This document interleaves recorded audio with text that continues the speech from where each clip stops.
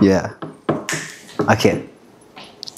Before we start our second training today, I want to remind you of your responsibility. Why you're here, and I'm not, speaking from my own words. It's what you've told me when we started our training today. You told me that you're here because you want to be empowered. You want to be a part of this. You want to be a part of change makers. You want to change your community. And I want to remind you that this is not just a responsibility. It's something you must be a part of. You must drive together as as a team. And this is our responsibility to transforming our community. And we had a training with Tanzania. We were educated around advocacy, lobbying, storytelling. We're educated a lot around what we can do, the skills we need to be able to build our community. And this is more like potential power. We're learning, and once we understand, we have the skills, we are going to use the skills to go out and make changes, to go out and empower other young people. And when somebody speaks about potential, what is potential? It's a question, right? What is potential? Potential, Nick. Potential is hidden power. N'imbaraga zigihishwe. Yes, that's true. Because our people, especially our community, we have so many young people educated. We have so many young people passionate to do something, but they don't have a lead. And I would want to remind you that that's why you're here. You're here to take on that responsibility, to be the leader, to start something, to start a movement that eventually somebody else is gonna join. And when also we speak about potential, it's untapped power. It's something you have, we haven't seen yet. Some of you have the skills to educate others, empowering others, becoming doctors, becoming presidents, becoming senators, running for offices, doing all the sort of things we need in our community to bring the change. I want to remind you that we've lost a lot of people in our community. We've lost parents. We've lost young people, brothers and sisters. We've lost babies, right? Our young women have been raped. You've seen that. We're speaking about true stories. We're not gonna shy from that. We have to speak about things that happened, but we also have to speak what is the solution. And the solution is that we come here as a community, reminding ourselves of those issues. Intambara twagize, genocide twagize mu bihugu byacu. We understand what that is. And once we bring those stories here in Washington, D.C., where the power resides, right? Let's not be afraid to face this. Let's not be afraid to come to Washington, D.C. and learn, transforming our mind.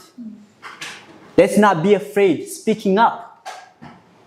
Let's not be afraid reminding our people, excuse me, of our responsibilities. Let's not be afraid reminding people that are educated, doctors, young people that are in schools. Let's not forget and not stop reminding them that their responsibility is to bring the change, is to remind themselves of the issues that we've faced in our communities for a long time, 30 plus years, experiencing genocide in our community, and understanding that solution is in your hands. Nobody else is going to save you. You are the savior of your own community. You're the savior of your own story. You are the spoken person of your own story, and you must speak it. Don't expect somebody to come forward and do that. So with that, I'm so excited, and this is making me feel like I want to just cry, because just having you here, brothers and sisters, listening and training and just having such a powerful guests that I don't know if I could have known her or worked with her if I didn't engage in Washington, D.C. engaging with other young people that are leaving their own things behind, buying tickets, expensive tickets, and leaving their jobs behind, leaving their homeworks behind, coming to Washington, D.C. just to learn. I was able to connect with those young people, and I'm excited that now some of those young people are engaging with us, training us, and I think that the skills that she has, if you can understand the power of that, then you can take that serious and you can gain those skills and transform your own community, because she's doing something. She's helping a lot of people in the United States. She's helping a lot of people around the world because she's been part of this advocacy work. So thank you so much for being part of this. Don't forget why you're here. And don't stop. And don't let anybody silence you. And don't let any young person, whether it's your brother and sister, whether it's your parents, do not let them take this lightly. Do not accept this to be taken lightly.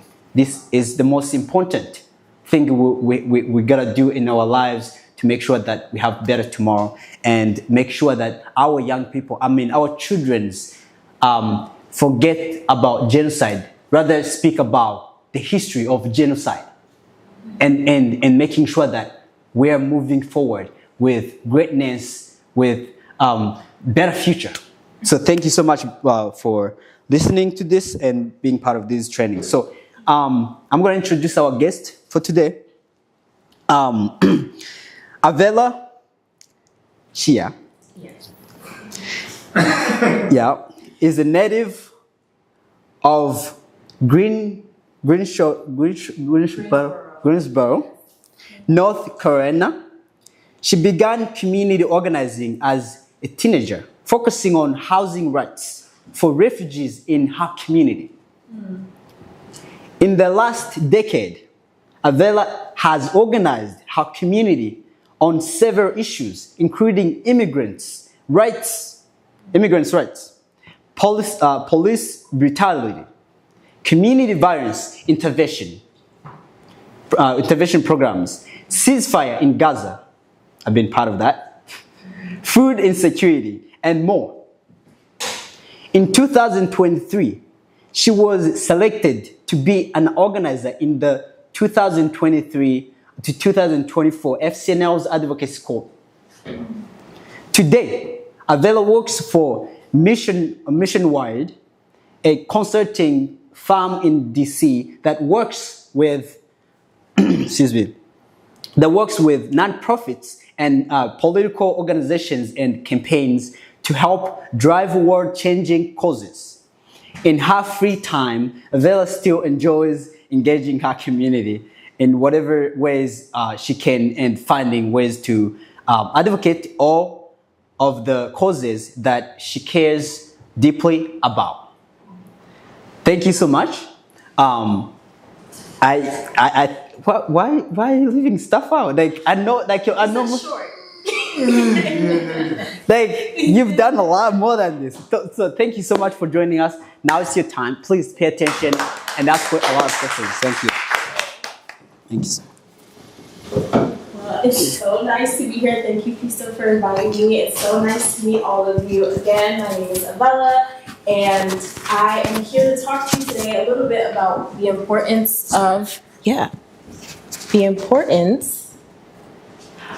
of one-on-one organizing, community building, and relationship building. Can I stand in the middle? Yeah, sure. Thank you. I like to be close when I talk to people.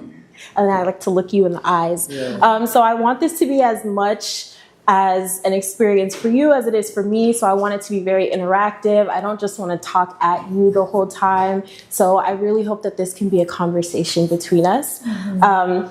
And so the first thing that I want to emphasize is that when we are talking about one-on-one organizing and community building, the purpose is not to sell a cause. So you're not, I don't know if you guys have ever had those solicitors that have come to your door trying to sell you something. It could be like, I I don't know, sometimes some churches will come to your door and try to convince you to like join their congregation, or like people will try to come and sell you some random thing at your door. So that is what we are not doing when we think about community organizing and community building.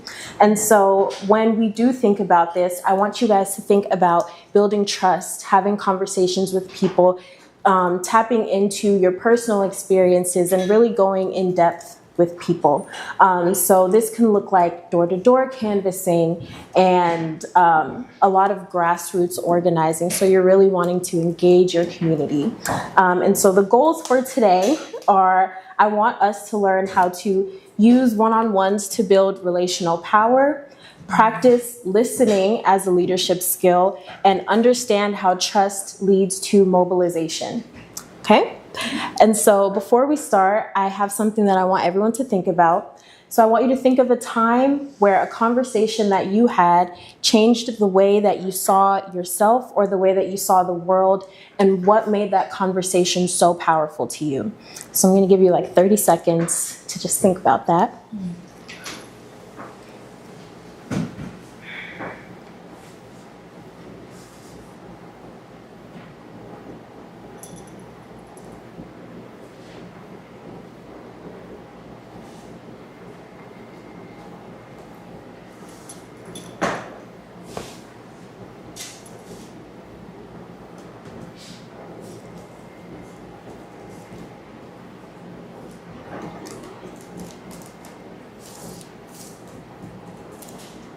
Okay, so you're not under any pressure to share if you don't want to. And so with all of the questions that I asked today, if you have something personal, you want to keep it to yourself, please don't feel pressured to share. But does anyone want to give an example of the conversation that came to mind for you about something or a cause that you spoke to someone about that really changed your perspective on yourself or of the world? I can go first. Yeah. Okay. I'm remembering of like one thing, but it has kind of two things. She's a mom. She's a kind of one of my mentors. Her name is Dr. Faraja. She shared the way she was telling me the way she's going to mission, and then at that time, like mission work. But at that time was when I just got in America. I remember I was working in a Walmart. I was in the break time when I was on the call with her.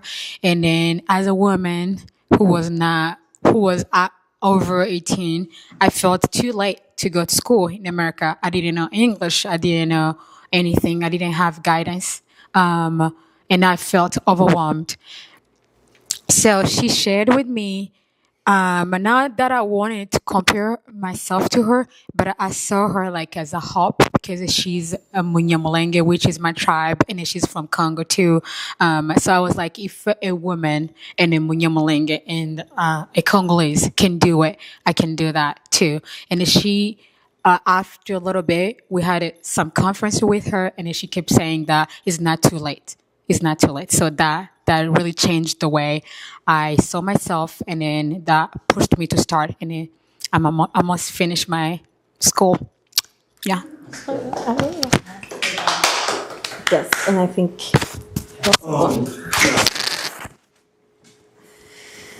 I had a meeting with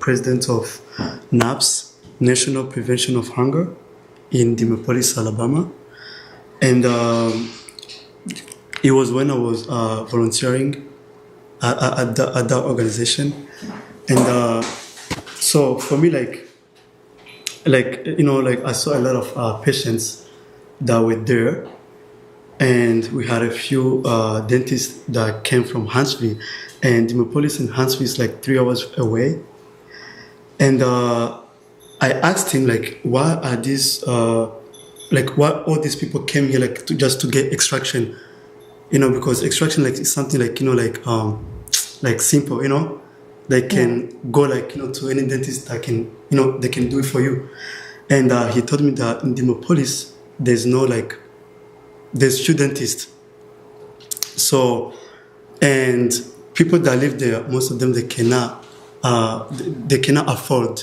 to go see a dentist. And it's made me think a lot because the people that live there, most of them, they are people of color. Right. So, and he would tell me like, how like there's still like, racism, in healthcare. And a lot of, even if like, America is the, like, is is developed country, and is very, like, America, like, you would not think that there could be such a thing as like, like racism in healthcare. You would think like, America, like, cares about like all its citizens. So I was shocked to see someone who was born here and raised here who has never visited a dentist. Imagine like, seeing someone who is 50 and he has never been to a dentist before. And a lot of them, there were some like, guys who were my age who could not even write their names. And I was like, this is unbelievable.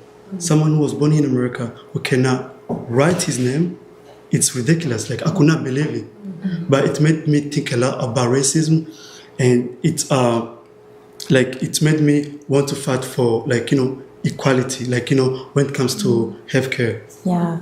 I love that. Did anyone else want to share?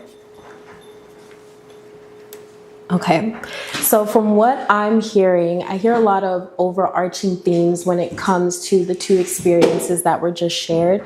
So one thing that I think I want to point out is the use of like personal story sharing, which from what I heard Fiso talk about earlier, I think you guys have already talked a little bit about story sharing and the importance of telling stories this weekend.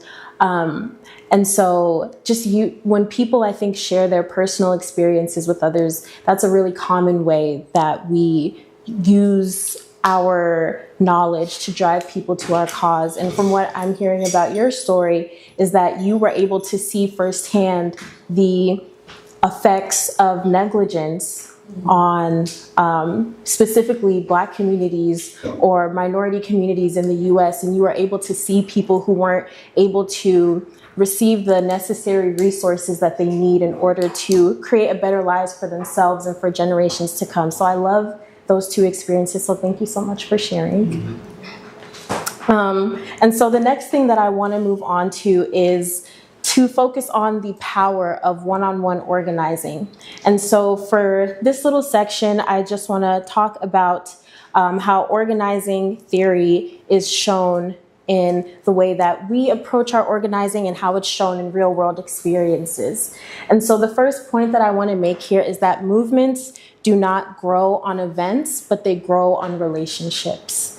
And so when we think about that and we think about all of the big world movements that we know about, I'll focus here in the United States. So in the last few years, there's been the Black Lives Matter movement that started, or that really catapulted in 2020. There has been more recently a lot of movements for immigrant rights that we've seen under the current administration with a lot of the executive orders that have been passed. There's been lots of protesting and things about women's rights and reproductive rights, education rights. So a lot of these things that we're seeing in this country right now that, as you stated earlier, this is a developed country, and these are things that a lot of people wouldn't think are issues that are facing the citizens of this country, but they are. And so when we think about those movements and how they were able to pull people into their cause, when I look at them, it wasn't through these big events that they had. So what we see the protests, we see the marching, and that's a lot of the times I think what people really want to join, and that's what people want to kind of cling to, and they want to start that for themselves, but they don't think about how we get to that point. And so a lot of it starts from just you're going door to door, you're talking to people in your community, and you're learning about what issues your community members are facing. And so, especially if you are someone who maybe doesn't necessarily who didn't necessarily grow up in that community or who doesn't belong to a certain community, it's so important to talk to people and to get those personal experiences. And the next thing that I want to talk about is building trust and alignment. So when you're pulling people to your cause, it's important that they know that whatever they are advocating for is something that aligns with personal morals. And so we're gonna get into this a little bit later. I have a little activity plan for all of us. But we as humans, we crave personal relationships, you know? And so I am a big believer that nobody can walk through life alone. We all want, whether it be like a platonic relationship, romantic relationships, work relationships, but that's something that we thrive on. And so when you think about relationships that you have in your life and maybe some of those longer lasting relationships, I want you to think about what is it that keeps that relationship thriving. And a lot of times it's that you and this other person or this other group of people were able to relate and build trust with one another that was based on either shared experiences or shared morals. Maybe you all have something, changes that you want to make in your community that you all are aligned on. And so that's a really, really big step when it comes to one-on-one organizing. And so that brings me to my last point, which is the most powerful organizing starts small. So this could be you meet someone and you invite them to talk to you at a coffee shop or something, and you're just getting to know each other. And it doesn't have to be a conversation directly about your cause. It can just be a conversation about, hey, where did you grow up? What are some things that are important to you? Here are some things that are important to me. And you're getting to know each other on a more personal level, because going back to the point I made at the beginning, you're not trying to sell a product. You're not trying to recruit people to a cause. You're just trying to build relationships here. And so all of the biggest movements that we've seen throughout history, one overarching theme is that they started small with these conversations, people sitting in a room like this, talking about issues that face their community and how they can be the difference and be the change that they want to see. Okay. And so I don't have, can I use this? I don't know. Okay.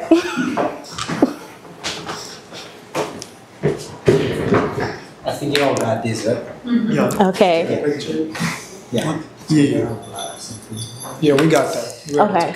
Is there like an eraser? Or is there? You can erase it. There's an eraser. Side?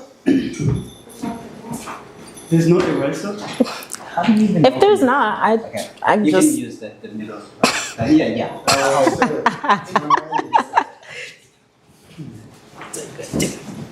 Okay, this is all the space I need. Okay, so I like to work with visuals.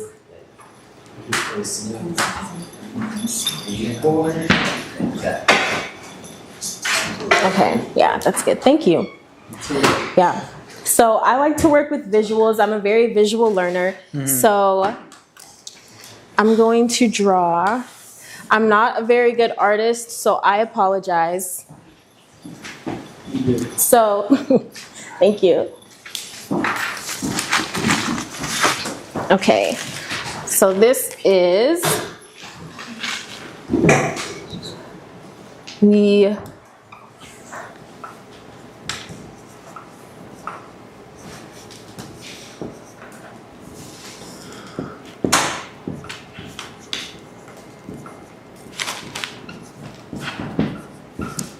okay. So this is something that I like to use. It's called the triangle of organizing. So it's basically, there's a few different tiers that to community organizing, and it talks about the importance of each of them. And so the first tier, which is the base of your triangle, is, I'm so sorry about my penmanship. Okay. So relationships is that base. It's the bottom tier of organizing. And so before, as I said before you think about starting protests and these big movements, you focus on building relationships in your community, learning about what issues your community members are facing. And so one example I gave is, going to a coffee shop date with someone and talking to them. This could just be you invite someone over, you could have a conversation over dinner, anything that you think about to where, you are in a situation or in a room with a friend and you're just having a conversation. This is what I want you to think about when you're talking about relationships. So it's more than just small talk, because you're getting to a deeper root of things and you're learning more about someone and their values and the things that they care about. Okay, so the next tier that we have in our triangle of organizing is power. So power is the next step up from building relationships. So now you've talked to your community, you have a group of people who are aligned on issues and causes, and so now you're working on building your numbers. So having whether it be 5, 10, 20 people who you've had conversations with who are all in agreement that we care about this one thing and we want to push this cause further, and we want to talk to each other to see how we can how we can advance our cause. And so you're not necessarily taking any action yet, but you're just you're coming up with theories, you're coming up with ways that you can engage your broader community. So that's what building power looks like. And at the top of our triangle, we have action.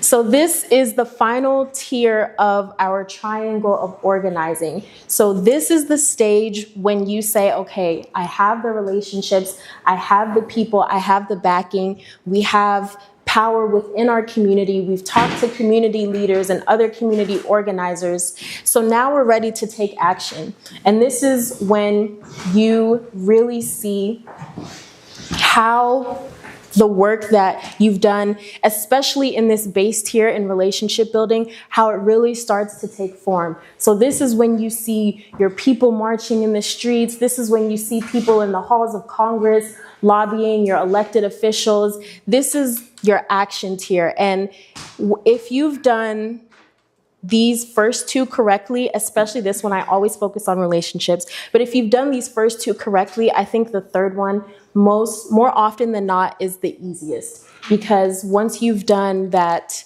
part of building relationships with people, a lot of the times other people will come with their ideas and they'll say, okay, this is what we should do, this is how we should take action. And it's your role as kind of like the leader or the facilitator to support those roles and not necessarily doing all of the work by yourself. So that's the biggest thing, is having a community that you can really lean on and depend on, because at the end of the day, you're doing this together and you're trying to reach a shared goal and fight for a shared cause. Okay, and so I want to just point out some movements that I think have really stood out to me, where I have seen these specific tiers be used. And so the first one I think that is very prominent in this country is the civil rights movement.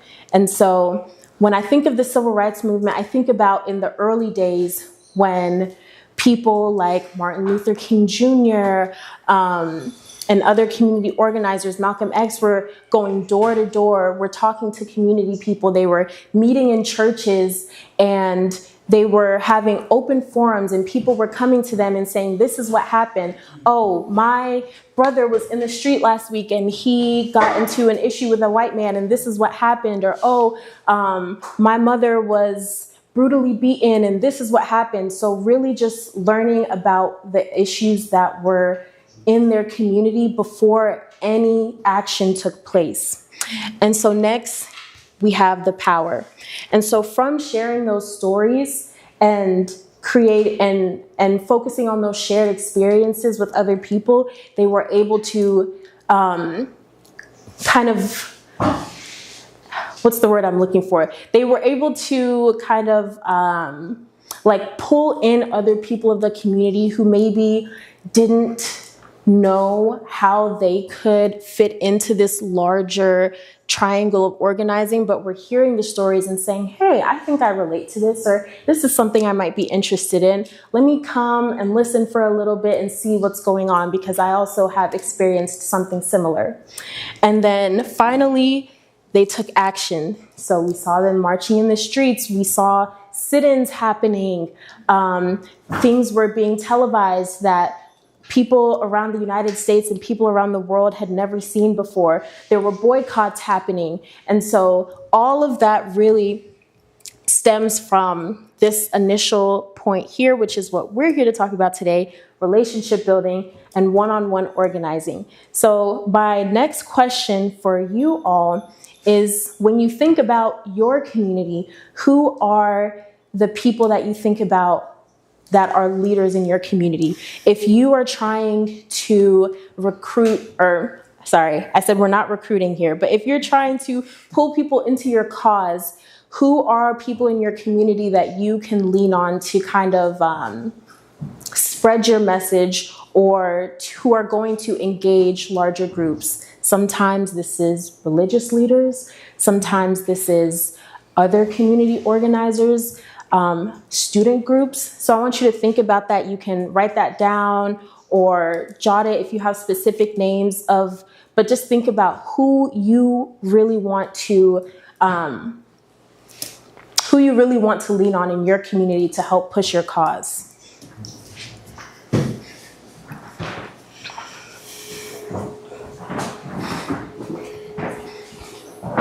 Okay.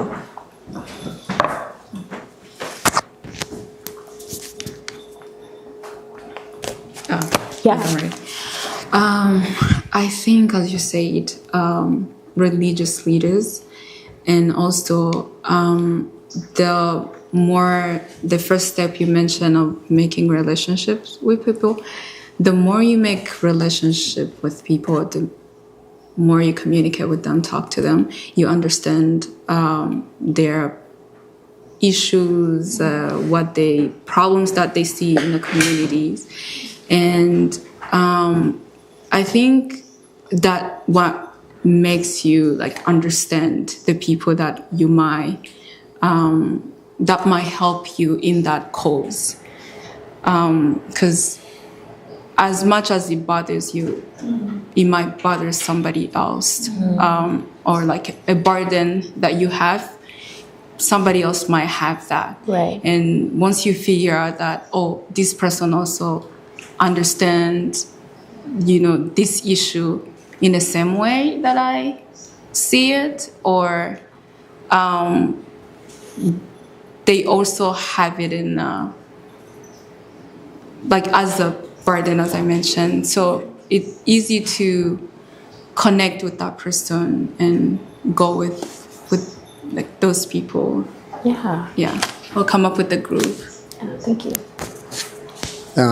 Sorry, could you ask the question one more time? I thought about it, Yeah. but I don't remember the question. Yeah, so my question was just, who are those individuals that you think you can lean on or engage in your community? And this is mostly like community leaders who can help you with spreading your message and your cause or whatever you're trying to advocate for. I'm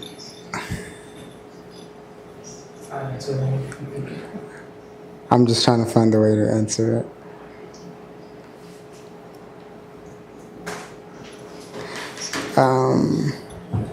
I would say 100% the ministers or the pastors in our communities, they play a tremendous role on us, and they have very big impact on us.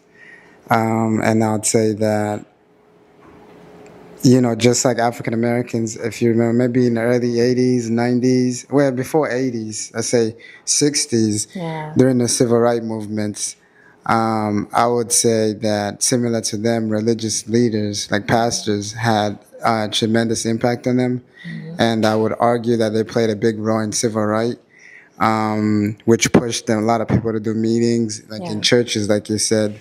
So I would say for us too, the pastors have big impact on us, on the younger people, as well as the parents. So if I wanted to push something, I would really talk to them and see what we can do, because their voice matters and is heard. They are leaders of our community, and see what we could do. Yeah, thank you. Yeah. Thank you both so much for sharing.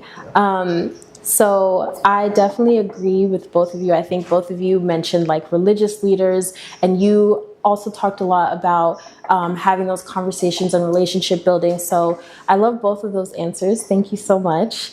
And by the end of this, I do want to ask all of you to think of at least maybe 5 to 10 names of people in your community who, when you go back home, I want you to call them, organize a meeting with this person, and tell them that I want to, have a conversation with you. Let's go get coffee. And not because you want to pull them into your cause, but because you want to get an understanding of the things that they care about. And so that's the biggest thing that I want to reemphasize with this specific part of the presentation, is that you're really trying to listen, to understand, to know what it is that your community members want.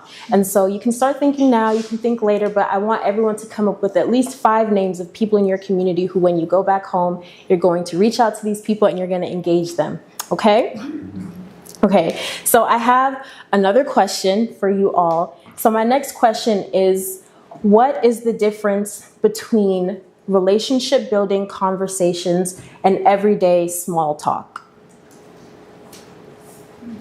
Can you repeat the question? Yes. What is the difference between relationship building conversations versus everyday small talk?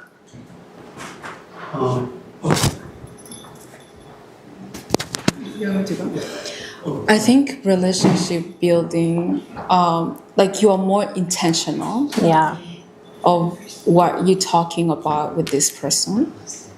And small talk is like those people who are close to you, or like those people who are you with every day. Yeah. And you can talk about anything and you don't have to actually think about it. But building conversations, it's something that you think about it deeply. You're intentional. You know where you want to take this conversation at. And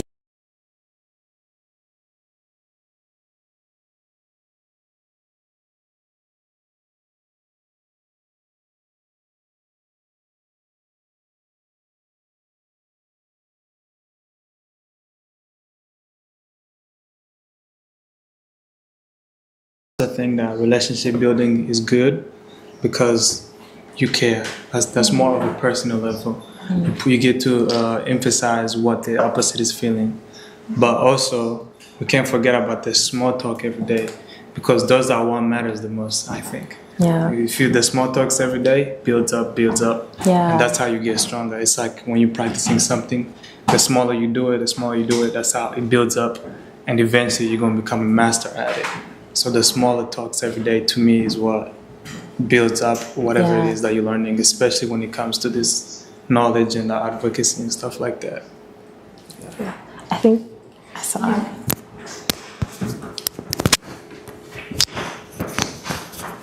Thank you. I kind of have a little different opinion about it. Yeah. I think relationship building, is that how you called it? Yes.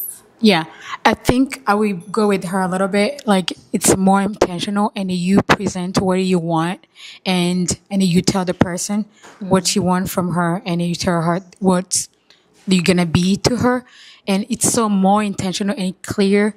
There's a more transparency, but the small talk, is that how you called it? Everyday small talk. It's questionable because you may feel like you are building a relationship, but the person doesn't feel the same way because you guys did not talk about it. You were not clear. I really like even I just think the way you as like college student, the way you can be going to lunch with people all the time because you guys have the same schedule. You go to class, you go to lunch, and you come back. But when you guys separate, like it's done. But when you say like at the beginning, I want you to be my friend.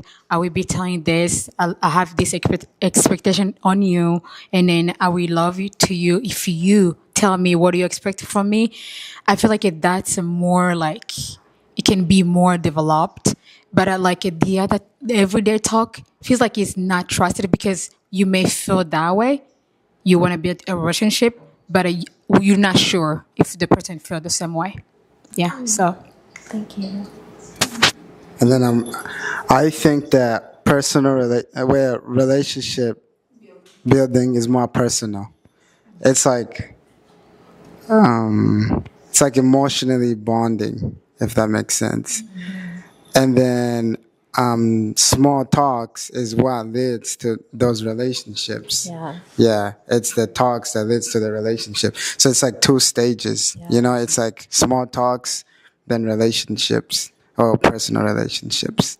Yeah, that's what I think. Yeah, I was gonna emphasize more on that because he reminded me of that smaller talks.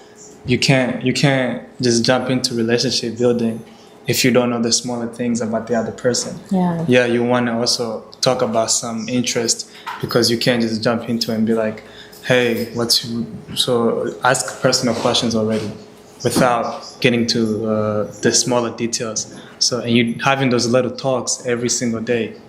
Isn't that what you said? Small talks every day? And you're having those small talks every day. So eventually you're going to get there to the relationship building. So, yeah. I think it brings me to a question. I think there's people who would like to have those everyday small talk, and also people who might not, or they don't even have that time to, keep chatting with you. Yeah. How do you? Because what they say it actually makes sense. You have to start from small relationship, then you build up to intentional conversation. How do you go from, how do you make that person wants to have that maybe everyday small talk when you want something from them?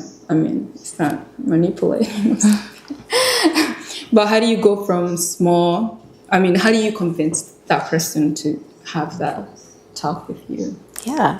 So let me start by saying I love the point that both of you made about these relationship building talks being rooted in everyday small talks and it starting from there and growing into something bigger. And so when it comes to your question, I do have a little activity that I want us to practice, but that is an issue that I'm going to talk about a personal experience here. So when I was doing organizing, there were several people who I would try to get to come and lobby with me who were like, oh, I don't know how I feel about this, or like, maybe not necessarily, or some people who I invited for like a chat and maybe it didn't get to the depths that I thought it would get to, where we got to the point of like relationship building. And so for those kinds of instances, what I would always try to do is I would go back to my point of like listening to understand, because I think a lot of the times when you have these small talk conversations with people, there are little Easter eggs that you can listen for, to where they talk, whether it be they tell you something about their day, what they did that day. And if you're having these small talk conversations over and over, maybe you start to realize a pattern and you're like, oh, I'm seeing that every time I talk to this person, they're telling me that they enjoy doing this thing, or they're telling me that, or maybe they ran into this trouble this week, or, a lot of those surface level conversations I do think can kind of open you up to knowing what it is that people care about. And so I think that was a very important point that you brought up about having those small talk conversations. And so you could have a conversation with someone honestly and not even bring up whatever your cause is that you're advocating for. But just being able to talk to someone and having that initial conversation of like small talk, or if you do get to that deeper relationship building level, I think it's just important for that person to know that, hey, this is a person who I can talk to. This is a person who I can confide in. And it's also important to know that not all of your conversations are going to lead to something. Sometimes you're going to have a conversation with someone and that conversation could end right there. And that's not a failure on your part in your community organizing work, because these things happen. And so that's another point that I want to make up, or that I want to point out, is that that's never a failure on your part. So sometimes those are kind of just things that happen. The small talk, you say like, hey, how was your day? And then maybe you just never see that person again. And so, but knowing that you made an effort to have that conversation, and then you never know. A lot of the times in my experience, I had someone who I had that initial conversation with, and I thought it wasn't going anywhere. And then maybe like months later, in some cases it was like years later, where a person reached out to me and they were like, hey, I saw this post online, or I saw this thing and it reminded me of you because I know you're involved in such and such work. And then that kind of led to me trying to engage in more conversation and being like, oh my gosh, thank you so much. Like, how have you been? You know, kind of like leading into that kind of relationship building conversations. I don't know if that answers your question at all, but I was gonna add before you start your activity. Sometimes it's about how you make people feel. Yeah, it's about how you make people feel, and you don't make people feel that that's an important conversation, or they want to be a part of it because of what you share. Yeah, it's the space you give them. It's a value you give those people, instead of like imposing your own stories, you know, like your own like ideas and points. Like, you want to hear from them, you want to make them talk, like you want to show them that you're interested in listening to them. I still have that weakness, like sometimes when I'm having meetings with somebody, I just, because it's the only time, maybe like I just want to make sure that they hear everything.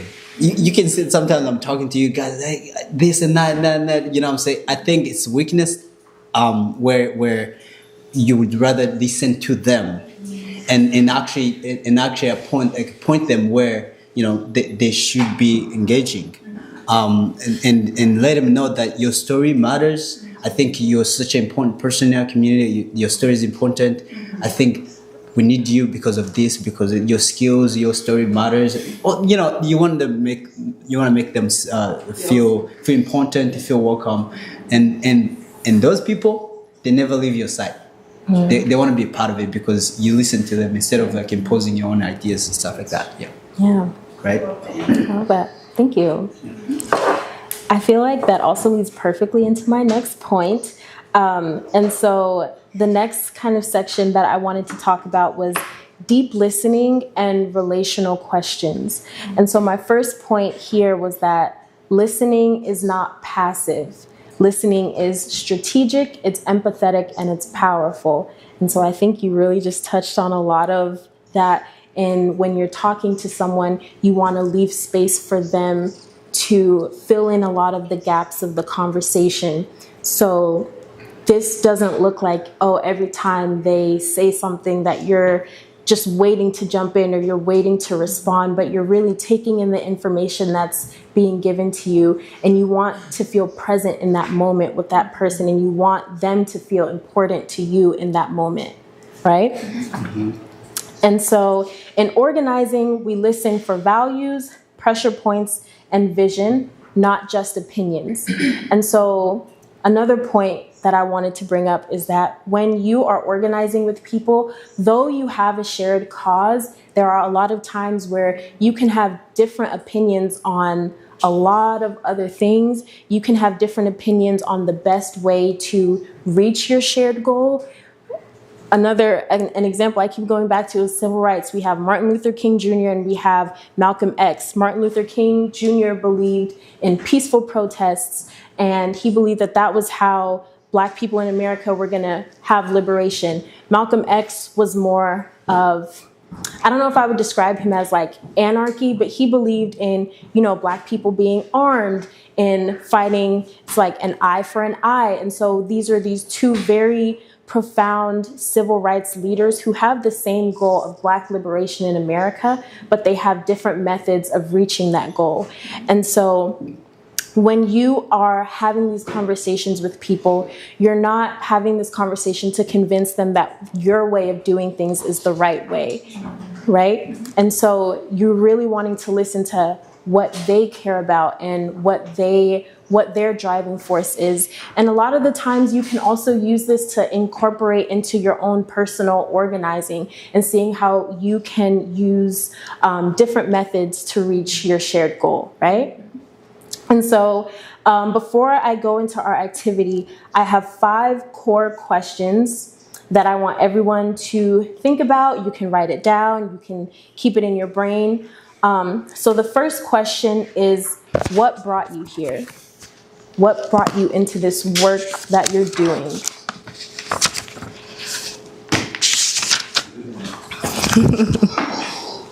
Thank you.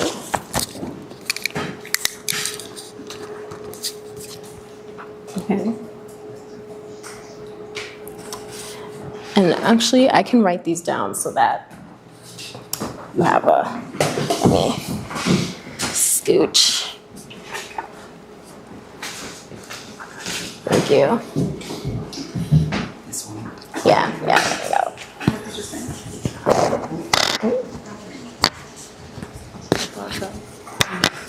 No.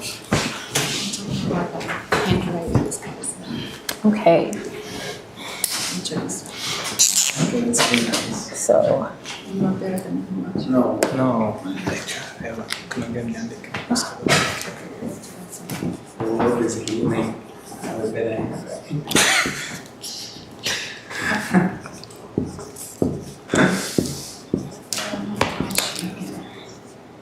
Okay, so my second question is, what keeps you up at night?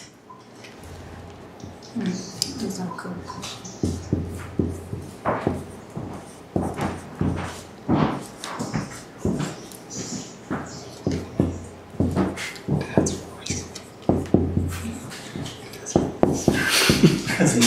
Okay. And then question number 3, who do you feel accountable to in your life? So this could also be like, when you make a decision or when you act on something, who is it that you have to answer to in your life for that decision that you make or for that action? Can you say it one more time? Yes. So the question is, who do you feel accountable to? This could be, sometimes it's your family, your parents, but when you make decisions in your life, the people who you're having to answer to.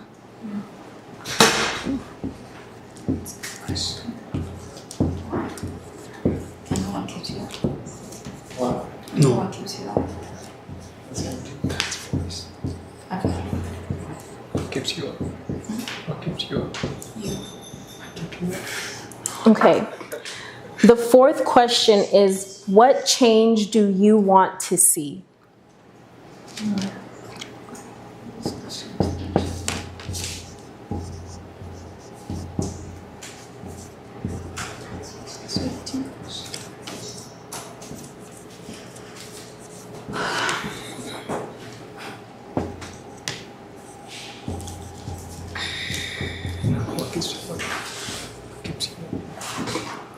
Okay. And my last question is, what are you willing to risk or commit to see that change? That's a nice question. But you know me a lot too much, Adele.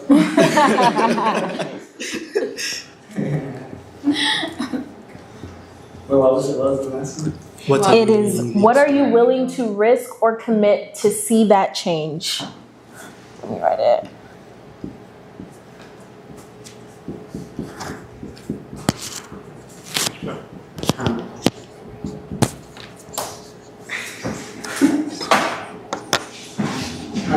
Schedule.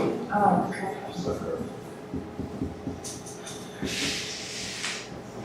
Who gives you? It's not hope, it's one. Okay.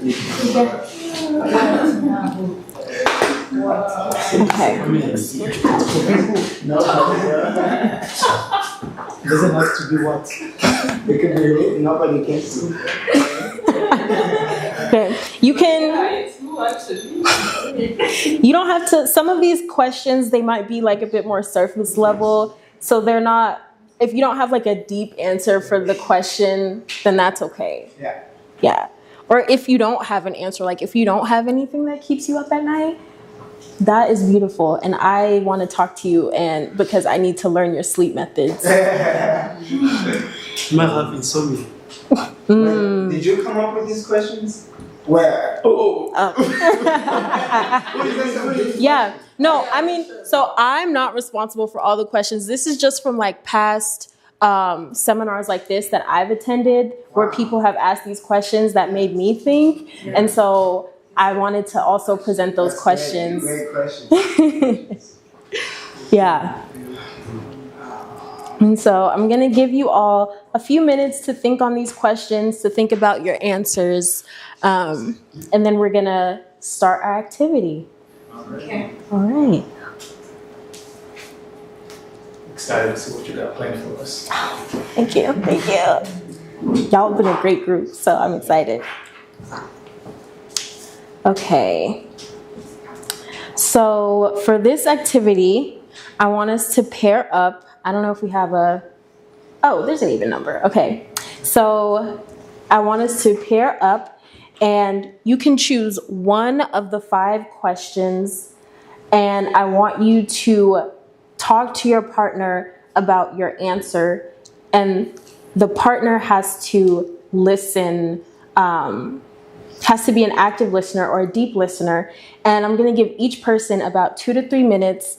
And so as you're listening, I want you to remember that you're listening for values, you're listening for pressure points, and you're listening for vision. And so at the end of each person sharing, I'm also going to ask you to kind of say back to your partner the points that you got from their answer from one of these questions. Does that make sense? Can you repeat, like, you're listening for values? Yes. You're listening for values. You're listening for pressure points. Pressure point and vision. Okay. Yes, and vision. Okay. So I think the easiest way is to just pair with the person next to you or the person closest. Or you could do... Okay, we could also do 3 and 3. Yes, that works. Let's do 3. Okay. Okay. Okay, so I'm going to set a timer so each person has 3 minutes to pick a question. And then when the 3 minutes is up, I'm going to let you're going to hear the timer and then it'll be time to switch to the next person. Is that alrighty? Why is that the question that you want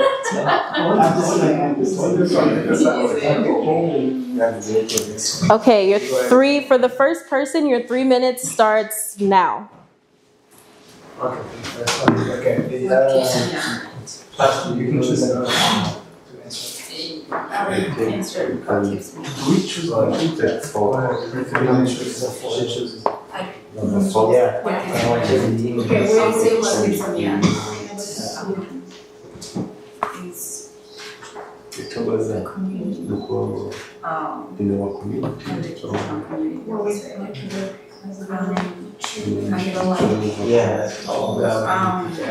There's a lot of things that we can and also a lot of things that we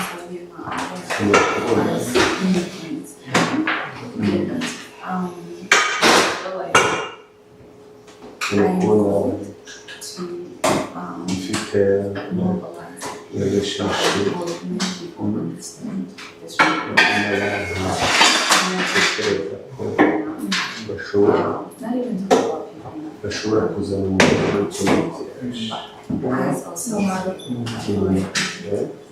gukorera ubusheshi n'abo bantu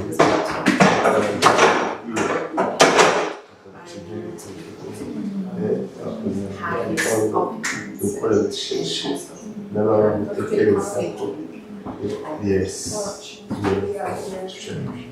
Inchakabiri.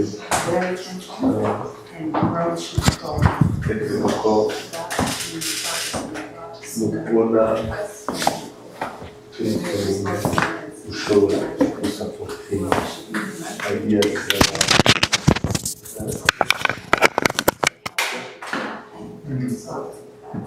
That's good. It's a good answer. ikintu cya kabiri ni ukuvuga abandi kugira ngo bumve kugira ngo bahe agaciro kugira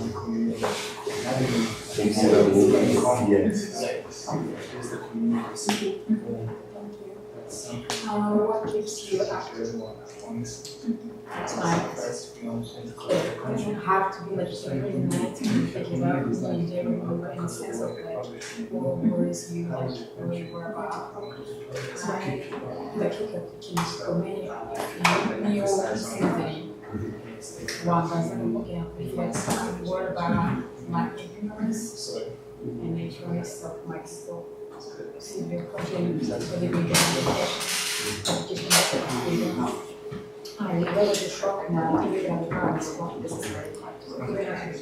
To that genuine is a question like rightly educated. Okay, the 3-minute timer just went off. If you haven't already, just switch to the second person in your group and pick a question to answer and talk to your group.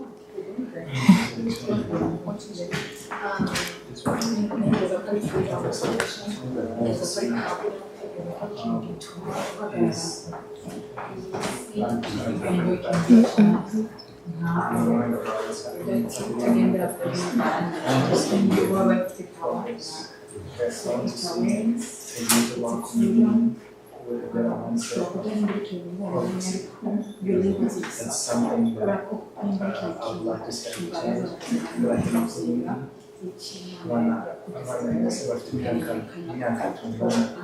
imana bari boston ukabona naho batazi byinshi biri kuba kandi biri byose baba bafite imbaraga zo kubishobora babishobora ariko kubera y'imitekerereze by'abantu bakuru now they feel like they have no responsibility of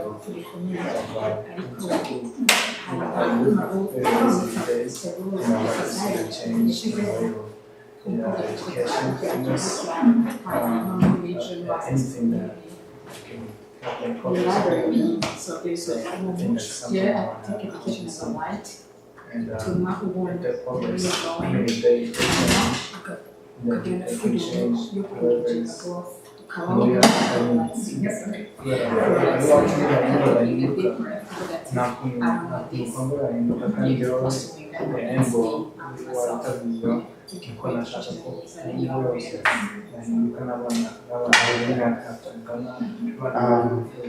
think in 90%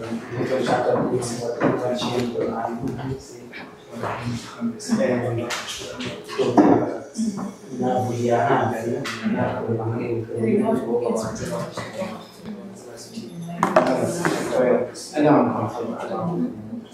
ariko nyine ya hafi nuko community yacu twakwishyira hamwe tukagira icyo tugeraho nyine kugira ngo kubera yuko dufite imbaraga muri twebwe imbaraga zo kubaka community yacu ikagera beyond urusengero dufite amabizinesi tw'abantu bakane kandi no mu rusengero urumva tugatwatsinda abayobozi benshi dufite imbaraga yo kuza hamwe n'imbaraga urusengero tukagera natwe tukigikunda kuvuga ngo dufite abayobozi bacu dufite abamisiyonari dufite n'amashuri yacu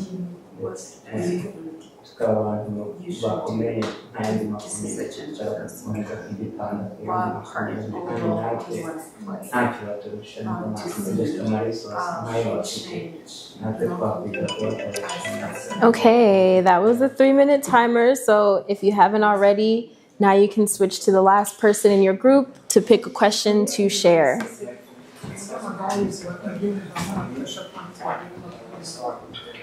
Well, I think We don't. I thought nanzi ko ashaka ko tugishinga tukumva n'abandi bantu. Oh, it's Practicing it. Is that how they call it? Yeah. I'm always on this part already. Okay. Like a pressure partnership. Vision.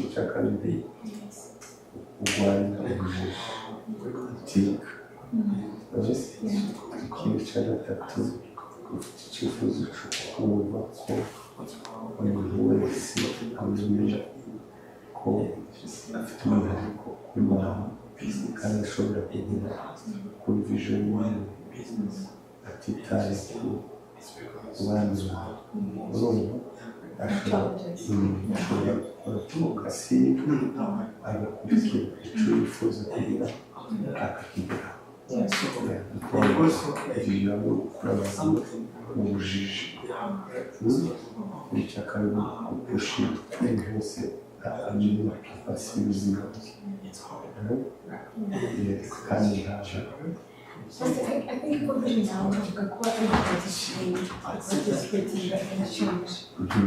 Yeah, like we got like my rules shall to be implemented in the because now we get will step out and check that and make case of those. They call all makers. Yeah. So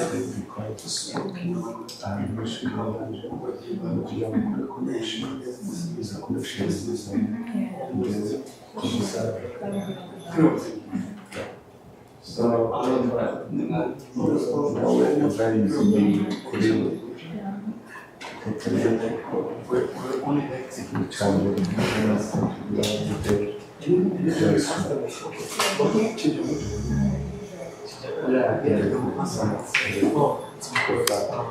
Okay. All right.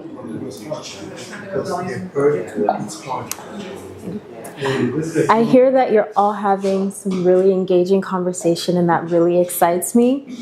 But I just want to know, this can be for anyone, but while you were sharing your experience or your answers to one of the questions, how did it feel like to be truly listened to for that 2 to 3 minutes? I can go first. Yeah. Like, I had a few minutes. Yeah. And I felt like, I was being pressured to, to share my opinion, like, in less than, 1 minute. And to gather all my ideas in just 1 minute, it's stress, it puts a lot of pressure on me. And I felt like, my heavy accent,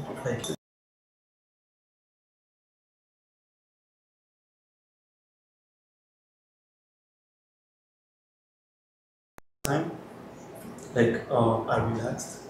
Yeah. But if it's less time, I feel pressured. So and I started assuming that they're not understanding. We understood you. I mean, I just assume. Wow, thank you for sharing that. And it happens a lot, even like when you do research and trying to like explain things to people, like that you have been working on for months, and you have like less than 3 minutes or 4 minutes, you feel pressured, and you start to create, this imagination in your head that they're not listening. It's just like not in their head. As if they're listening. Yeah. Where they now. So yeah. Can I ask if this is something that happens in your day-to-day life? Is there a way, or have you found any way that works for you to kind of work through this barrier that you found? Or is that something that you still feel like you are trying to find ways to like actively or is that something that you still feel that you're like actively struggling with and you don't really have a way yet of like addressing it? First of all, I'll let you say that it's a work in progress. So for me, when I first, I started feeling that way, like when I got into this research program at my school, and it was like, if I'm not wrong, 2023. You were like, Yeah, I remember my that. first research. Yes, I remember that. That was like 2023, right? And at that time it was bad because I would put pressure on myself, and I would start to speak in high pace. And when I'm speaking, and when I would talk fast, like I would confuse myself. But now, what I've been trying to do, like I try to slow down and share as much as I can, whether they listen or not. At least I have tried. Yeah. At least I have tried. At least I have tried, because it's really hard to share something that I have been working on for months in less than 3 minutes. Yeah. It's impossible. It takes a lot of skills. Yeah. So now I'm learning to calm down, share as much and practice a lot. Yeah. Don't go there unprepared, because you're gonna mess up the whole thing, or you're gonna put pressure on yourself and look as if you are now like qualified of what you're talking about. So like that's why I've been trying to slow down and just try to share things. Like even if it's like 1 minute, I try my best to just calm down and share as much as I can. I know it's work in progress. It's really hard to just like if I've been working on this case or research for like 3 months, to just share it like in 1 minute or 3 minutes, it's hard. It takes skills and it takes experience. Yeah. Yes. You're doing great, though. You are. Wow. Thank you for sharing that. I think definitely like one of the biggest barriers that I've run into in the organizing space is language barriers. And I think primarily because I've done a lot of organizing in refugee spaces. So people that are coming from countries across South America, Africa, Asia, languages that sometimes I've never even heard of, and you're having to like kind of find ways to break that barrier. And so for you, what I'm hearing is that the time constriction feels like it's putting pressure on you. Yeah, like you feel pressure, like because you don't want to leave them confused. Yeah. You want to explain everything. Yeah. And also like you are excited of to share the things that you have been working on for months. Yeah. And if you don't have time, like you feel pressured, and you feel like you are confusing them, and also start to feel like they're not listening. Yeah. Wow, thank you so much for sharing that. I'm gonna come back to that point. But before I do that, did anyone else want to share how it felt like when you were talking about your answer to the question and having your peers listen to you for that few minutes? Yeah, I would. Sorry, I don't understand. Oh, did you? No, I don't need it. I don't need it. It feels like how any other person would. I feel like most people, including myself, kind of feel valued, right? Like you matter. Like you're the only person in the room. Like all the attention is focused on you. Like nobody else matters in the world but the person you're speaking to. That's really what it feels like. Yeah. In that moment. Yeah, in that moment. Yeah. Especially nowadays, like there's no attention span. So when somebody does that, it feels. You feel like you matter. It feels good. Yeah, it feels like you matter. Yeah. Thank you. Anyone else?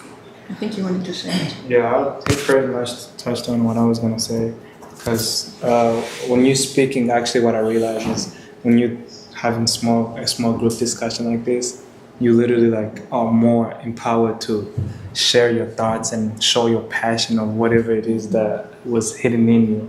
Like when you ask, pick any one of the 5, immediately you can see everybody's true passion and their personality. How that comes back to the last question that you talked about. What was the last one? It was small talks, and the next one. Building personal relationships. Yeah. Building relationships and small talks. Yeah, that comes back to that. Just by asking a question like that and really listening, you can get the answers without really having to ask too much questions. So that felt good. Felt like you were listened to, and you showed what was. So you kind of pouring out what's in you, what's deeply hidden in you, and I like that. And also, what I found, it's better to write things down that you want to share. That way you won't feel like, that way you won't feel pressured that there's something that you missed. Because if you have all the main things that you want to talk about, like on your paper, you can just read and see if there's anything that you have missed, and that really helps you Yeah. Thank you all so much for sharing. I think that one point that I want to touch on is that overall, these experiences, I hope that it can get to a point where it doesn't feel like something like a speech that you have to make, but more of like a conversation. So you're sitting down and you're talking to a friend, and in the beginning stages, I very much use whatever methods you can to help you, whether it's writing down bullet points so that you make sure that you touch all the points that you want to. But I think you'll find that after a certain amount of time of having these conversations with people, a lot of the times these talking points just start to flow naturally. And so I think a lot of times also when you're putting yourself into a situation that maybe you're not used to, or if there's a barrier that is present in that conversation that maybe is a barrier that you're not used to having to overcome every single day, or you haven't,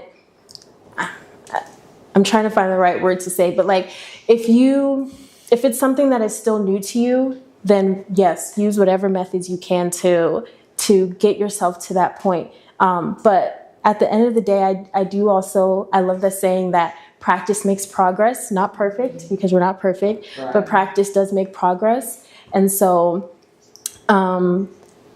I think just putting yourself out there initially and being willing to even have these conversations and being willing to start from somewhere says a lot about you. And if you do have these feelings of I don't think that the other person is understanding or really listening to what I'm saying, first of all, that's more of a them problem, right, and not a you problem. Yeah, but thank you. I love audience participation. But yeah, so I want us to also think about that as we go into these conversations of how can you, as the conversation facilitator, make that person feel present and in the moment and heard.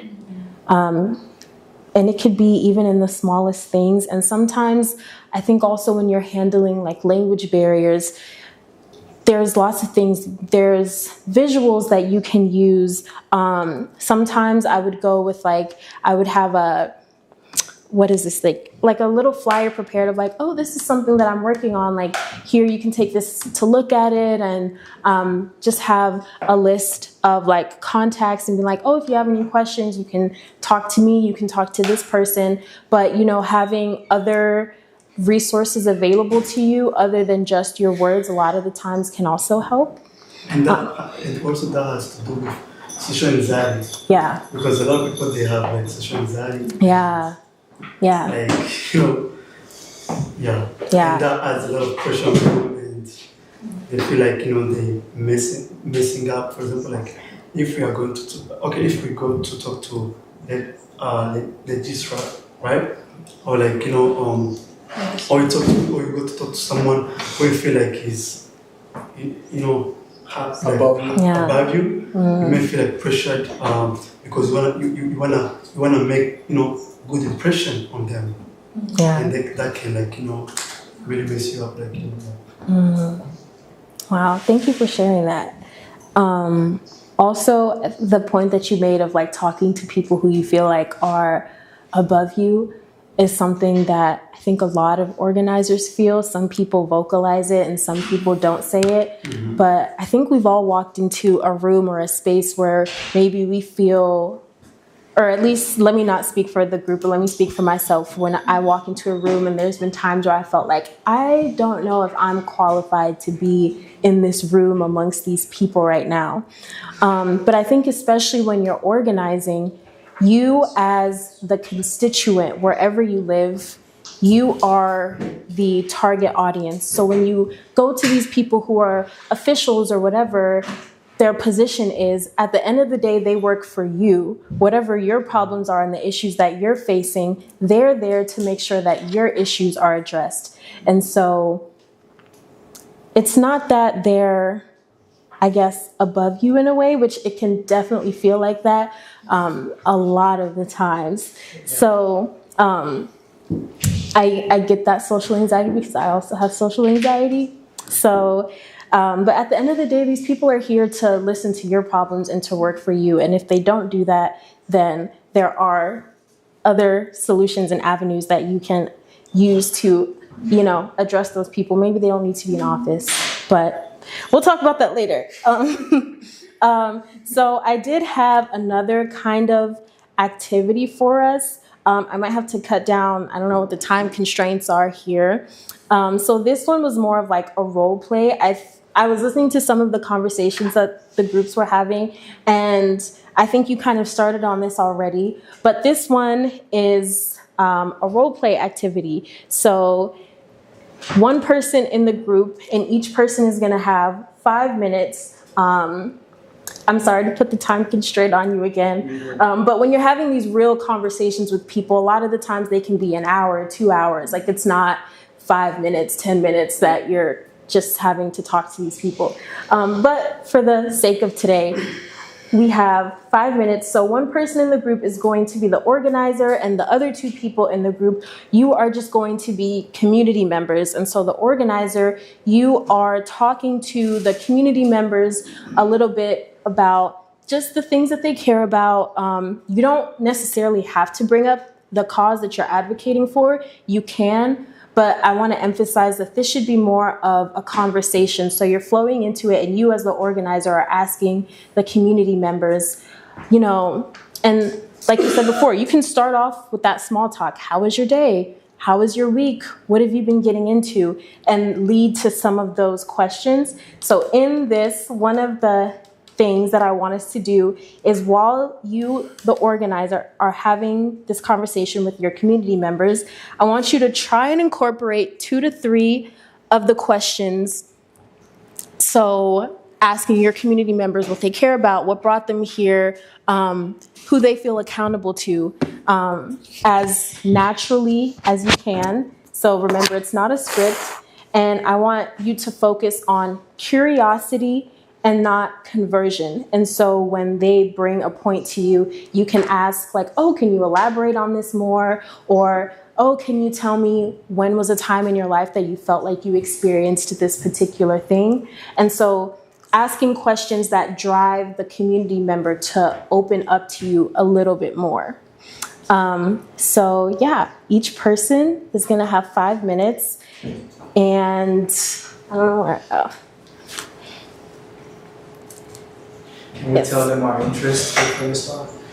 Yes, you can tell them anything. So you can pick one person to start off and be the organizer, and then the other 2 are the community members.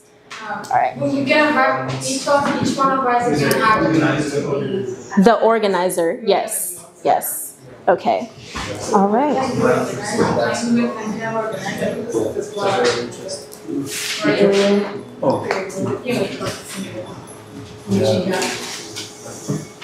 want to be an organizer?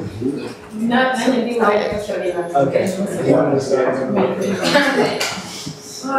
So, let me start by asking you about you.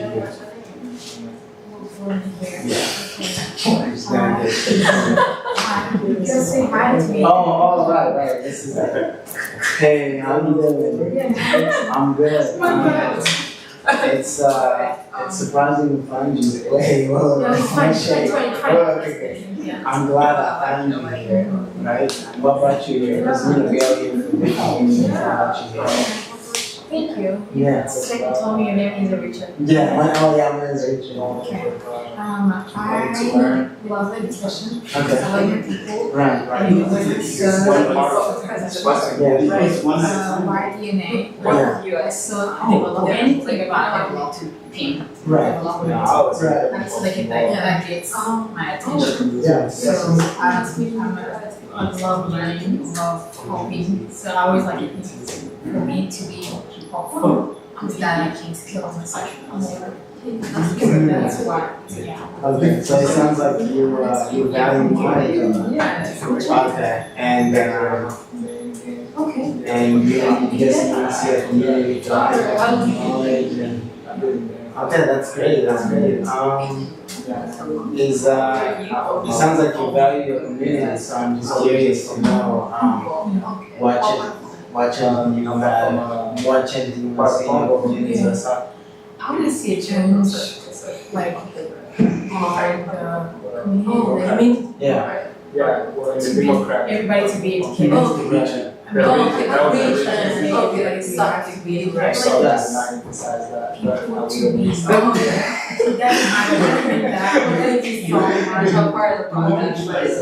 is a way that people just be aware of what they're doing, why they're doing things they're doing, staying where they are as themselves and value themselves, and even because it's so good when you are so like yourself and you have other people who are stressed. Also, you kind of like leave them back, feeling of like, oh, I can learn, I can excel, but I keep trying.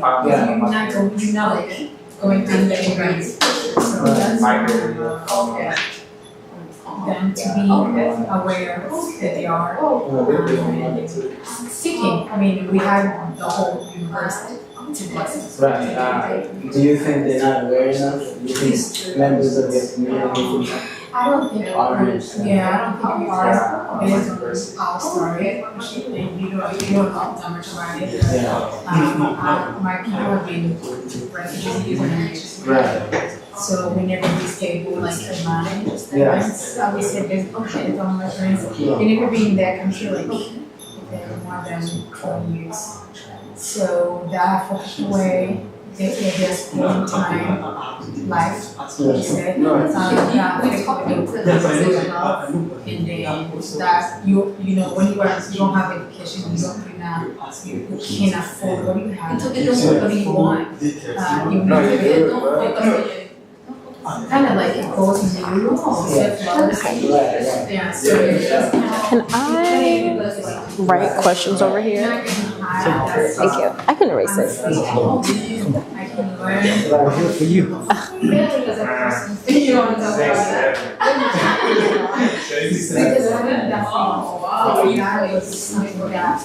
I know what they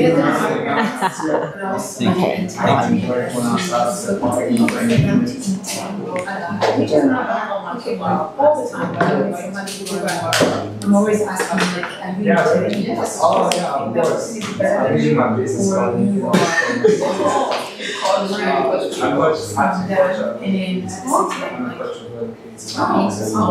That's what I got. Yeah. That's great. I mean, I do think it's important to know yourself because it's a lot easier to navigate the world when it comes to the way.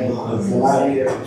For sure. But in what ways do you think that your community and members of your community can overcome social pressure? That was the timer. So if you haven't already, move to the next person. So now someone else can be the organizer, and the other two people are the community members. So now you can be a community.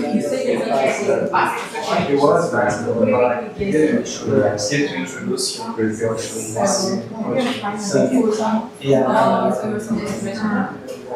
I'm good. What's your name? Who's gonna meet you? I'm so glad that I guys have here. I'm here because why are you? Yeah, like I love the way I make people feel like a joke. That's good. Why do you think very long? It's one. This is. I came here because I want to take an initiative in African community and making them or helping them understand that there's more to them than the life they currently live today.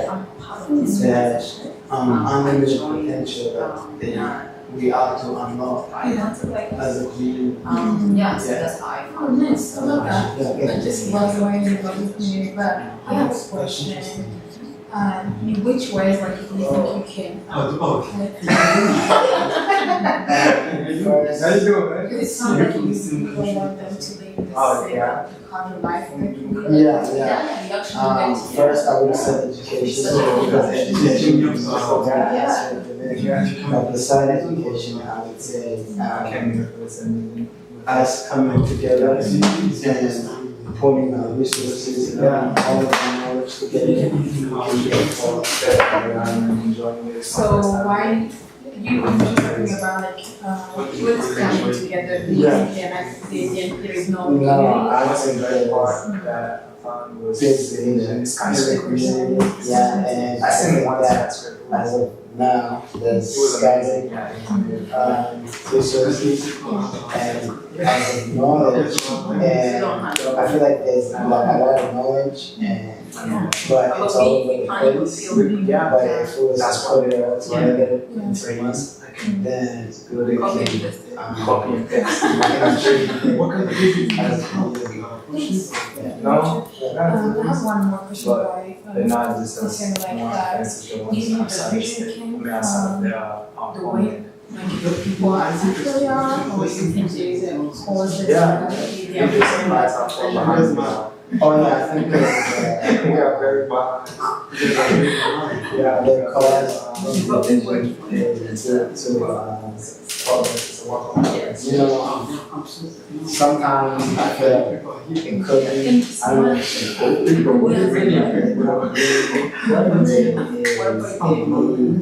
for power, is need for power. A lot of times there's no vision behind that power. So then that makes people excited So I think that's an issue. Yeah. I have a question.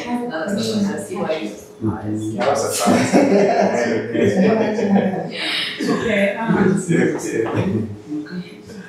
Yeah. The student teachers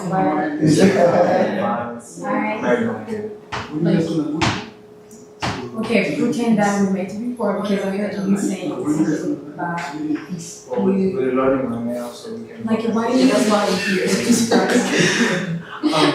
white power?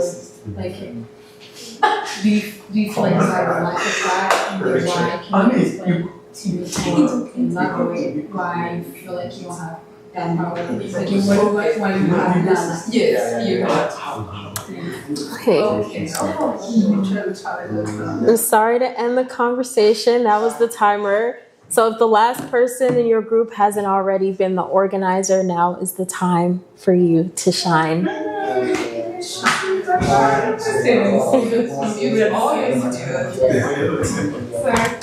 It's okay. Yeah. I need to partner our people because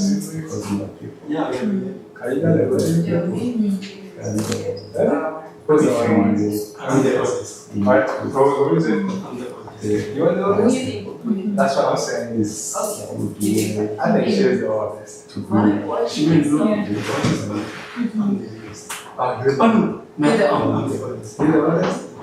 yeah, you guys have meetings.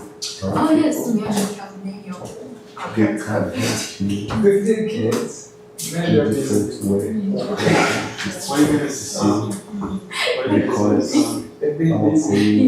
our community is how connect with them. If you have many friends, you can be successful. so you sound like you value the knowledge from the outside of our community. Yes. And to bring them they can change our lives and So, what's your connection? You guys like to have fun or anything that cancel. you really like, wow, how to do this every day? Yeah, I mean,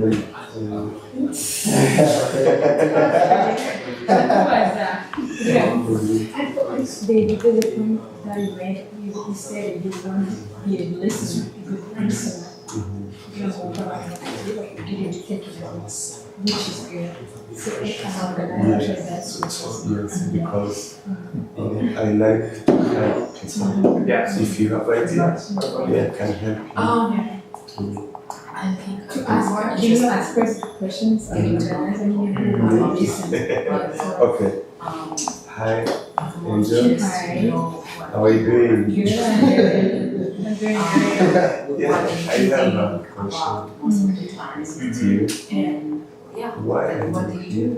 I'm here because first of all, I to be educated and also I love my people. And for me to be a hopeful person in the community with a lot of like kind of problems that they have, like it would be good for me to be scared because I don't want to just fake and then maybe have a power to become this opportunity when I know for sure I'm not educated and my skills. So that's why I want to see YDNA to use young adults development network. So like that's one way their knowledge and then I can even be challenged seeing people in school, seeing people with the correct ideas so I can be knowledgeable to be able to help or anybody in the world.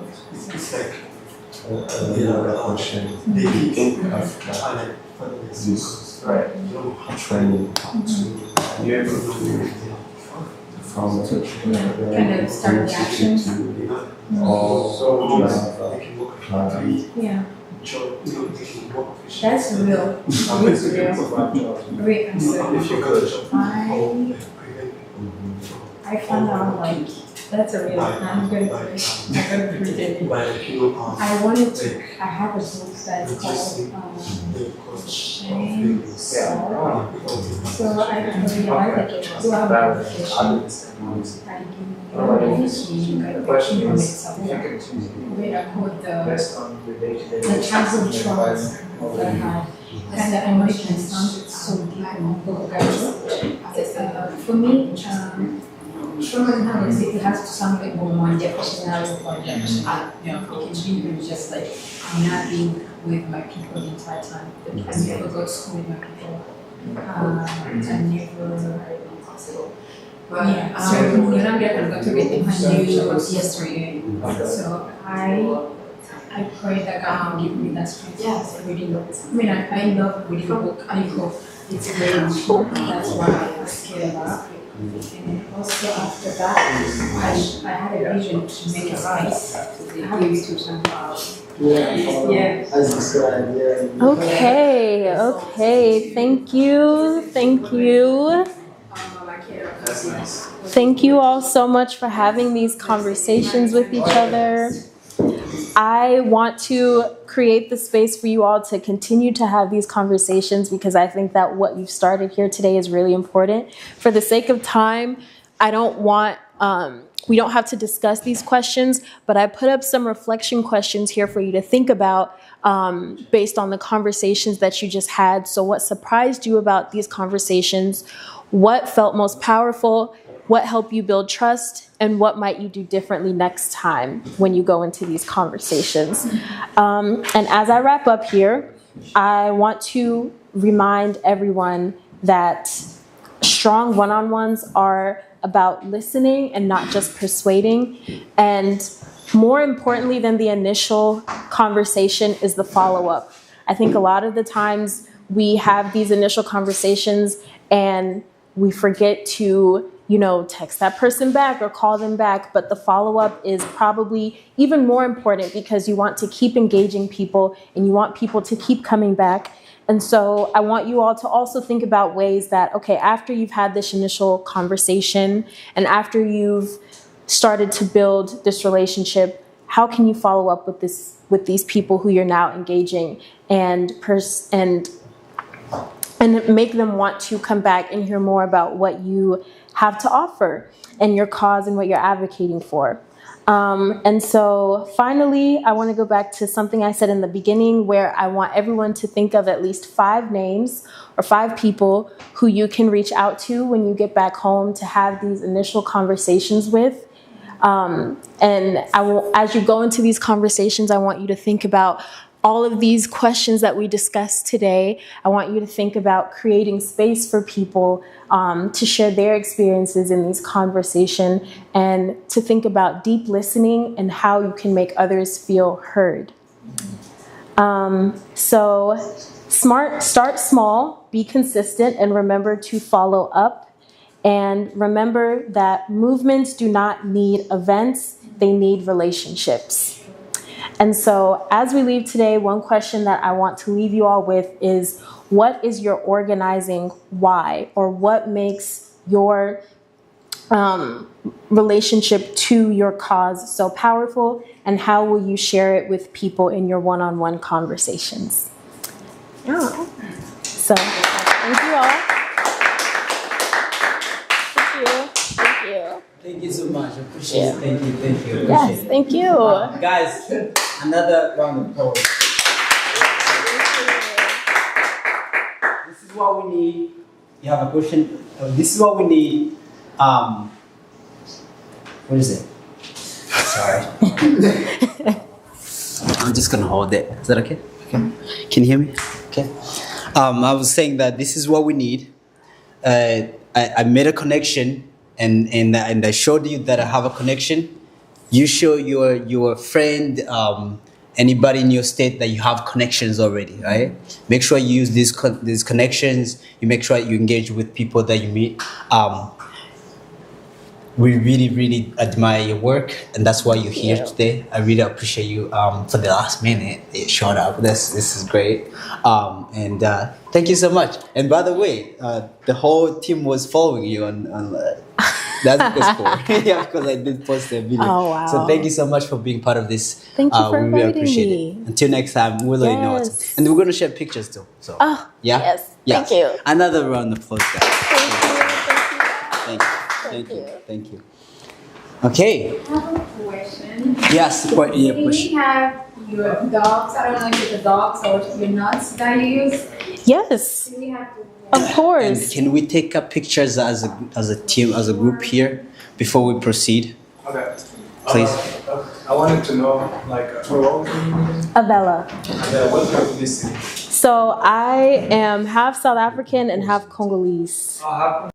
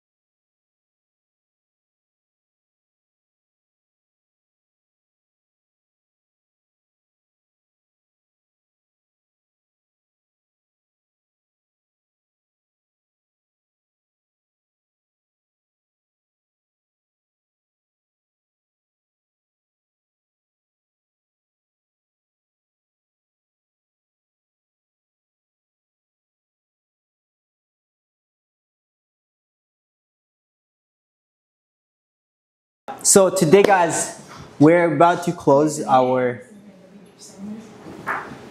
Good to go. Yeah, like yeah. Thank you so much. Thank you. All right, guys, we're about to close for the day. Because we've been having a lot of trainings today, and we're gonna do a little reflection after, but we need to close our training for today. And I want to close with a little bit of announcement, but also a small speech, because I want to remind you and to remind people that are watching, mostly those young people that are passionate about why we're here. And this is something that we're never going to stop speaking about, even though it can get tiring sometimes, but we have to speak it. We have to never get tired speaking the truth. And my speech goes like this. Brothers and sisters, children of fire and faith, this is not just a conference. This is not just a gathering of names and faces. This is a generation standing before history and saying, you will not write us out. You will not pass us by. We will shape our future with our own hands. And that's what we're doing today. We are not here for comfort. And we're not here for our own benefits. We're not here to make money. We're not here to bring money in our homes. We're not here for applause. I don't need nobody to clap for me when I'm doing work. We're not here because we have sinned. We're here because we have sinned too much. And we're here because we refuse to see it again. We're here because we refuse to see genocide happening to our community again. We're here because we refuse to be silenced again. We're here because we refuse to be displaced again in many different countries, in exile, like Israelites that wandered around the Wutai, right? Exile for 40 years, 400 years. We refuse to be the same people. We refuse to have the same story. We did not come to watch history. We did not come to learn about other people's history. We came to write it. We're here to write our own history. To the youth, whether you are sitting in this room or listening from a corner of the world where hope is scarce and silence is cloud, I see you. I know you. I am you. Some of us were born into war. Some of us are carrying stories that have no words. We're here because we refuse again. We were not taught leadership in textbooks. We learned it in survival. We learned to organize before we learned to speak English. We learned to protect our families before we had toys. But today, I said this. You are not here because you are lucky. You are here because you are chosen. And you were not chosen to repeat the past. You were chosen to end it. The Bible says in Hosea, like I said before, my people are destroyed for lack of knowledge. But today, I must tell you the deep truth. Our people are not just destroyed, but ignored, and they have ignorance. We're destroyed by lack of knowledge. And we're destroyed But knowledge we did not see or we did not use. We know injustice. We know corruption. We know violence. But still, we wait for someone else to fix it. Knowledge is not wisdom if it does not lift the people. Education is not success if it does not break chains. And silence is the face of truth in betrayal, dressed in politeness. You were not made to sit quietly while the world burns. To the young people, you are not too young to lead. You are not too wounded to heal others. And you are not too late to be great. I said this clearly and without apology. Your exile is not your ending. It is your assignment. Your accent is not your weakness. It is your testimony. And your identity is not a burden. It is your weapon. So use it. The world told us to believe that leadership wears a suit and speaks perfect English.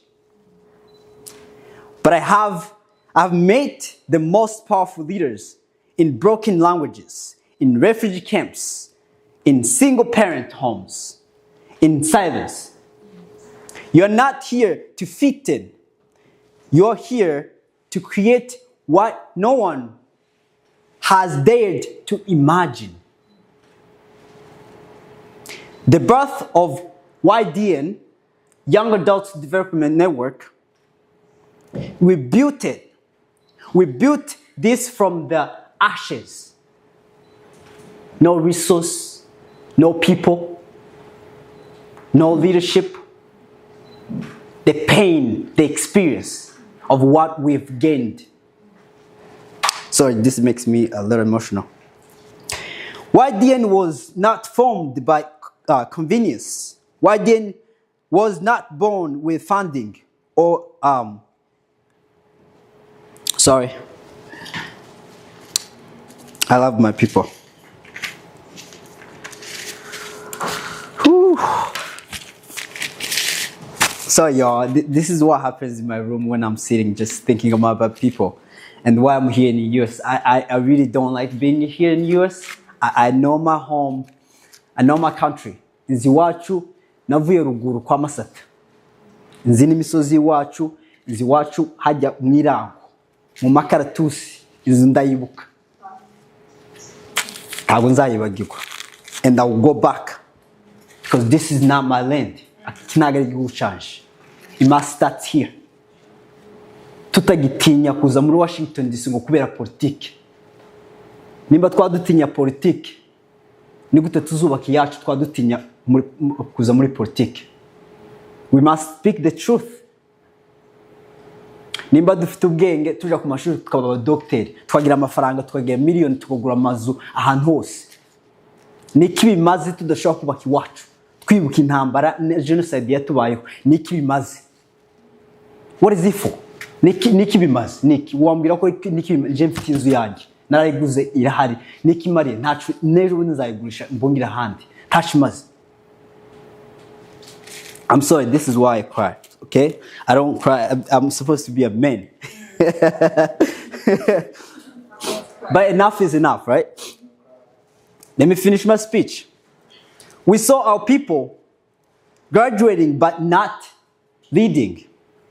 We saw brilliance on the sidelines. We saw boldness locked in silence. I was locked in silence, y'all. I couldn't speak. I had nobody to listen to me. I was locked in silence. So we created this movement not to make ourselves important, but to make our people unstoppable. And you are going to be unstoppable if you continue doing this, if you continue showing up, advocating, learning, And whoever umuntu uzibesha agakora kuri YDN, umuntu uzibesha agakora kuri Young Adults Development Network,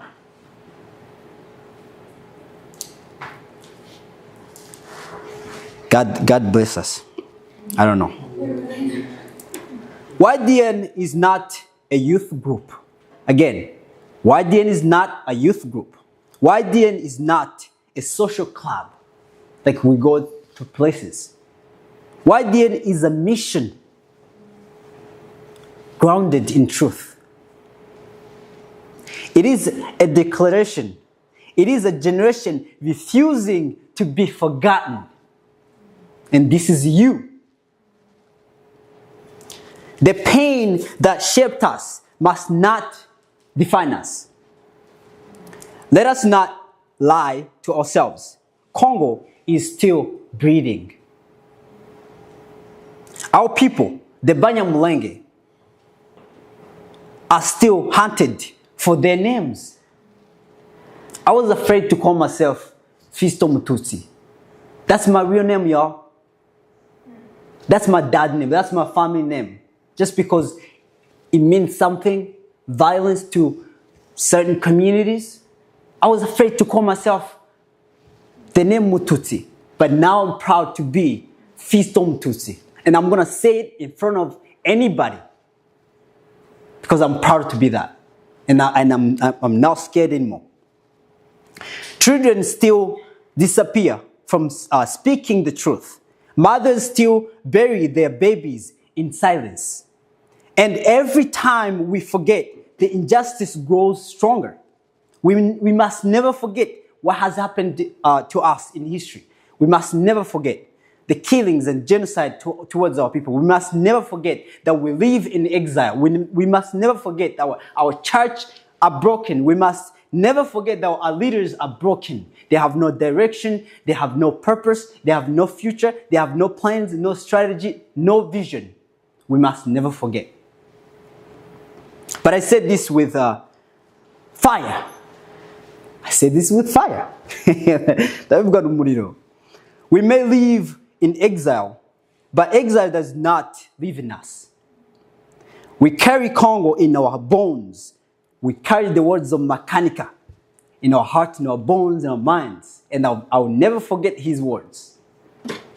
We carry Africa in our breath.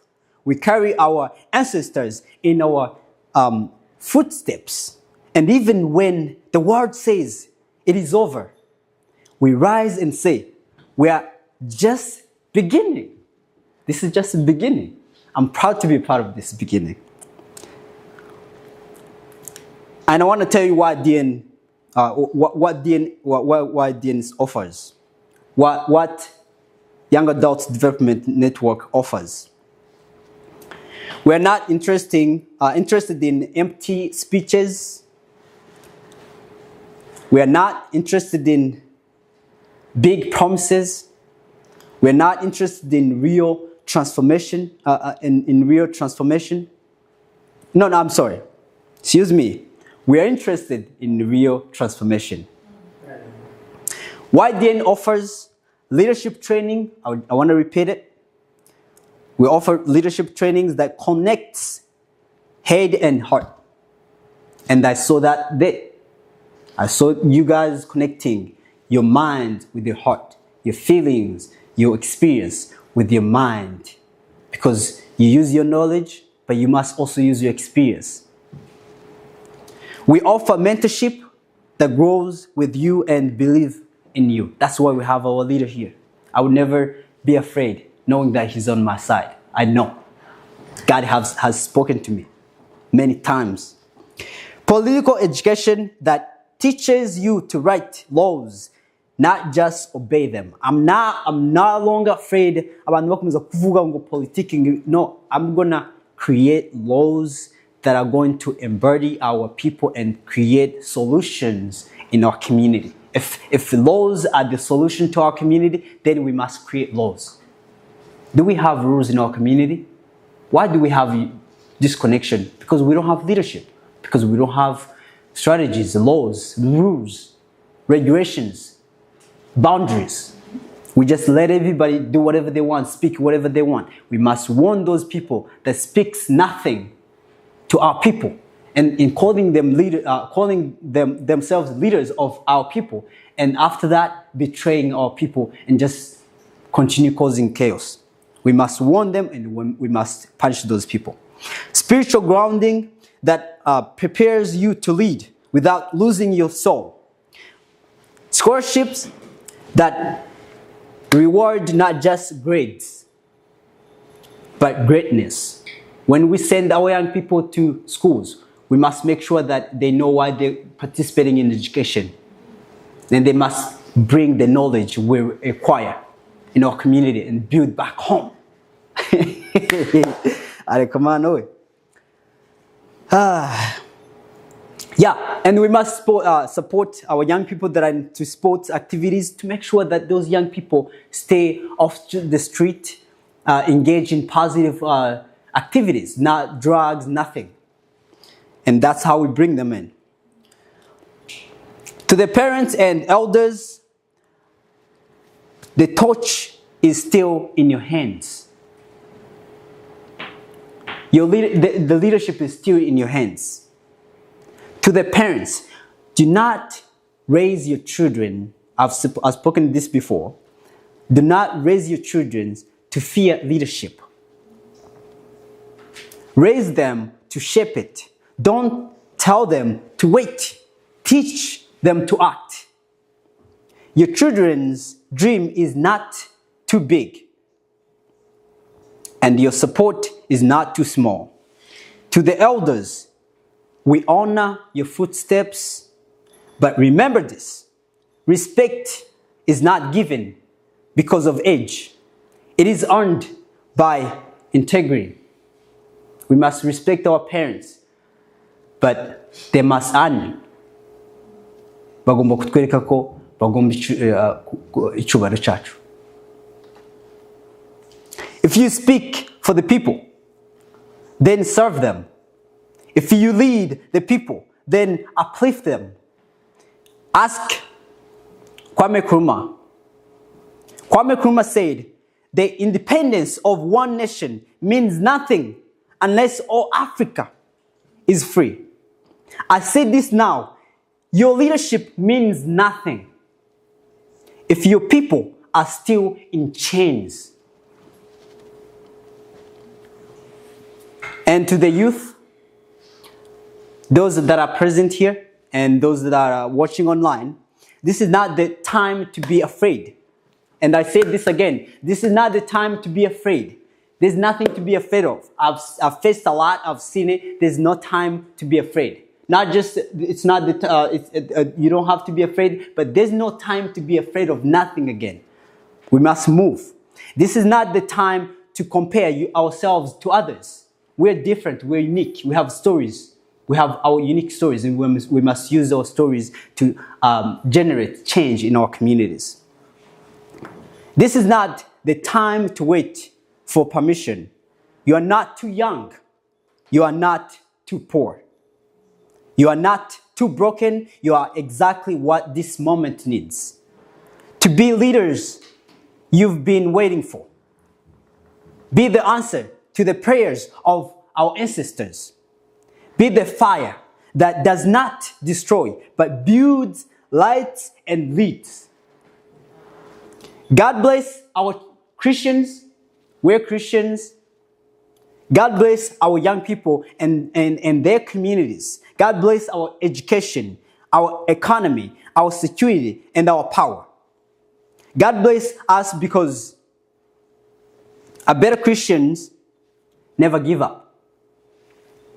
God bless us because better is in front of us. Betterness is in front of us. And God bless us to become better Christians, not only in church, but in courage. God bless our country, not only as land, but as a legacy. God bless every parent, every child, every elder who refused to give up. And may God bless those who carry the fire, not to burn down, but to build up. Let us not leave this place the same. Let us live as architects and something the world has never seen. God bless our mentor, Pastor Nkomezi, for being with us today. And God bless everybody who's part of this. Thank you so much.